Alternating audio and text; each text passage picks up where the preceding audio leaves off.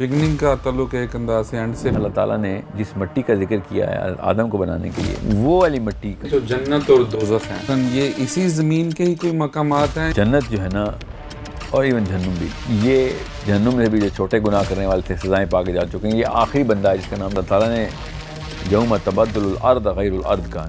دجال کے بارے میں کچھ بتائیں، مثلا اس کی جو پاورز ہیں وہ بھی فرعون کے پاس جو طاقتیں آتی تھیں یا آ چکی تھیں، یا قرآن پاک میں یہ کہا تھا کہ میں سبا کا تخت لے کے آتا ہوں، وہ دجال ہی تھا. احرام مصر بنانے کی بات آتی ہے تو سائنس تو نہیں ابھی تک ایکسپلین کر سکی کہ احرام مصر کیسے بنے تھے. جو جنت اور دوزخ ہیں مثلا یہ اسی زمین کے ہی کوئی مقامات ہیں یا یہ کوئی اور جہان ہے؟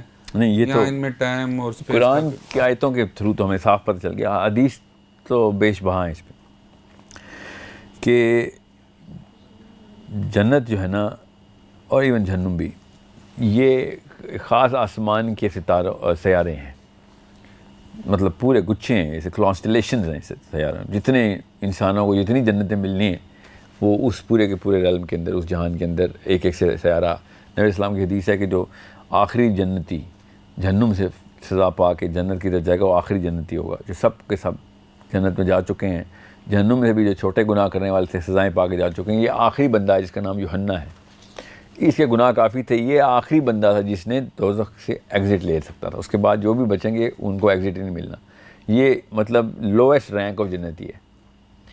جب یوحنا نکلے گا دوزخ سے اور اس کو جب جنت الاٹ ہوگی تو وہ اس کرے سے، ہماری اس پلانٹ ارتھ سے 13 گنا زیادہ بڑی ہوگی. اس کا مطلب ہے ہر جنتی کو اپنا ایک کرہ ملنا ہے. تو یہ پلانٹ ہی ہیں. پھر نبی علیہ السلام نے شاہ فرمایا کہ ایک درجے کے لوگ جنت میں دوسرے درجے کے لوگوں کو ایسے دیکھیں گے جیسے اس وقت ہم ستاروں کو دیکھتے ہیں.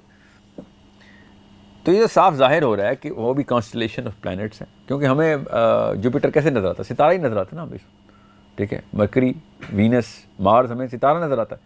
تو اس وقت بھی جنت میں اسی طریقے سے پورے ایک جہان کے اندر جنتی پھیلے ہوئے ہیں اور ہر ایک کا اپنا اپنا ایک سسٹم ہے جس کے اندر وہ رہ رہا ہے.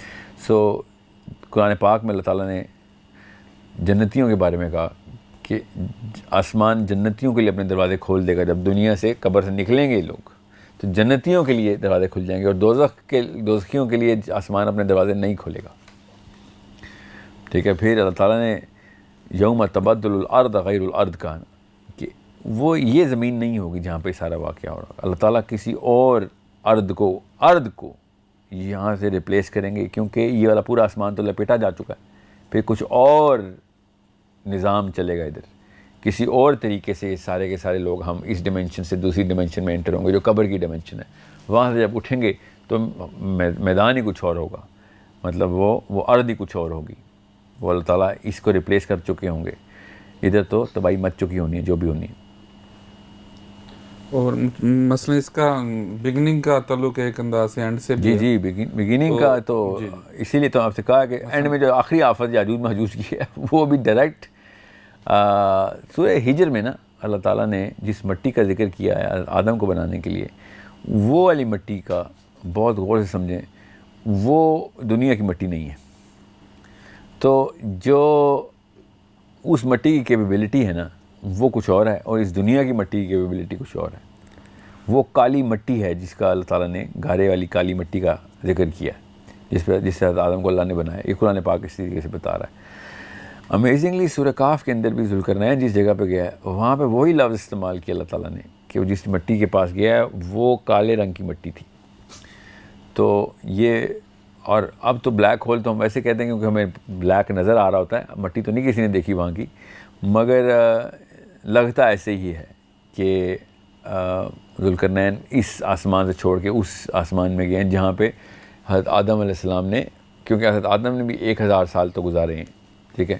تو یہ غالب گمان میرا یہی ہے کہ خالی اس پلانٹ کے اوپر نہیں حضرت آدم نے ٹائم گزارا.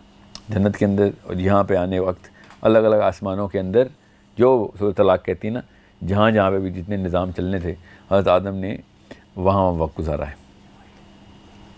ابھی ذوالقرنین پہ جس طرح گفتگو ہوئی ہے تو مثلا دجال کے بارے میں کچھ بتائیں. مثلا اس کی جو پاورز ہیں وہ بھی حضرت ذوالقرنین سے ملتی جلتی نہیں، اور کچھ لوگ اس طرح بھی کہتے ہیں کہ وہ مثلا جو آرٹیفیشل انٹیلیجنس مثلا جس طرح ایک ترقی کر رہی ہے وہ آرٹیفیشل انٹیلیجنس سے بنا ہوا ایک وجود ہوگا جس کے پاس بہت زیادہ طاقت ہوگی اس طرح کی. یہ دو الگ الگ نظریات ہیں. سب سے کمزور جو ہے نا یہ تیسرا نظریہ آرٹیفیشل انٹیلیجنس والا. ایک تو یہ ہے کہ بنی اسرائیل جو ہے نا وہ شروع سے اس طرح کے جو ہے نا کرتوت میں ملوث رہی ہے کہ کوئی ایسی مخلوق جو ہے تشکیل یا تخلیق کر دی جائے کسی بھی ایسے جادو یا کسی ایسے ترکیب سے کہ جو کہ ان کی بھی ایک آلٹرنیٹیو ان کا بھی ایک سیکٹ ہے جو مانتا ہے اس طرح کے معاملات کو. تو وہ فرعون کے پاس جو طاقتیں آتی تھیں یا آ چکی تھیں یا یہ جو سمجھتے ہیں کہ تھیں اس کو ری انکارنیٹ کرنے کے لیے جو بھی کوششیں کی جائیں گی وہ فار ایگزامپل اسی کا ڈی این اے اس کی ممی میں سے نکال کے اس کو دوبارہ سے کلون کیا جائے. کیونکہ جو قصے ان کے پاس ہیں فرعون کے وہ واقعی میں ایسے ہی ہیں کہ جو ایک اسپیشل قسم کی مخلوق تھی وہ جو کہ ایک آلٹرنیٹیو ویو ہے. میرا اپنا ویو تو یہ نہیں ہے بہرحال کیونکہ بنی اسرائیل کی ہسٹری بھری پڑی ہے. حضرت سلیمان کے دور سے داؤد علیہ السلام کے دور سے حضرت سلیمان کے پاس کافی علماء کرام نے یہ لکھا بھی ہے کہ یہ جو سیکنڈ ٹیمپل بنا تھا حضرت سلیمان نے جو بنوایا تھا تو اس کے لیے کچھ شرائط رکھی تھیں. اور کچھ علماء نے یہ یہاں تک لکھ دیا ہے کہ وہ شخص جس نے حضرت سلیمان کو قرآن پاک میں یہ کہا تھا کہ میں سبا کا تخت لے کے آتا ہوں وہ دجال ہی تھا. اور وہ جس نے ٹیمپل بنایا تھا وہ بھی دجال ہی تھا کیونکہ اس کی شرط ہی ایسی رکھی تھی سلیمان نے کہ یہ محل تو بنے گا یہ ٹیمپل تو بنے گا مگر اس کی بننے کی آواز نہیں آنی چاہیے. ایک بھی کسی بھی چیز کی آواز نہیں آنی چاہیے. بڑی سخت شرط تھی ہے فزکس کے لاز کے اگینسٹ شرط تھی کہ کیسے آواز نہ آئے. ایک پوری بلڈنگ تعمیر ہونی ہے تو آواز تو آئے گی مگر اس نے یہ کام لے لیا تھا اپنے ذمہ اور بغیر آواز کے ہی بلڈنگ بنائی تھی. آواز ایک ایسی چیز ہے جو کہ داؤد علیہ السلام کے پاس حضرت سلیمان علیہ السلام کے پاس یہ ایک ایسے انبیاء ہیں جن کے پاس ایک معجزہ تھا آواز کو کنٹرول کرنے کا ساؤنڈ کو کنٹرول کرنے کا.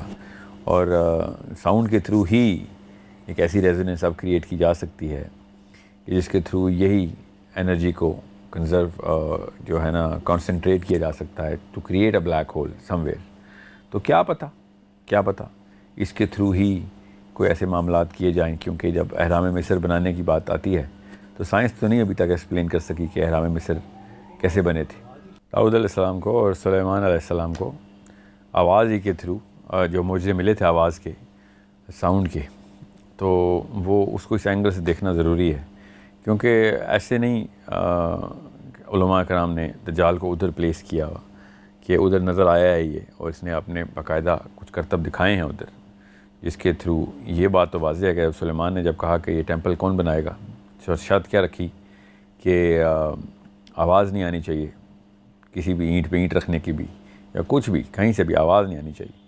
تو کسی نے بھی یہ چیلنج ایکسیپٹ نہیں کیا سوائے ایک بندے کے جس نے یہ بنایا. عجیب سی بات تو یہ ہے کہ جب وہ ٹیمپل بن گیا تو یہ بندہ ٹیمپل کے اندر ہی تھا اور جب اس کو ڈھونڈا گیا کہ اس نے بنا دیا اس کو انعام اکرام دیا جائے ہاں جی آپ نے کر کے دکھا دیا تو یہ ملا نہیں یہ غائب ہو چکا تھا.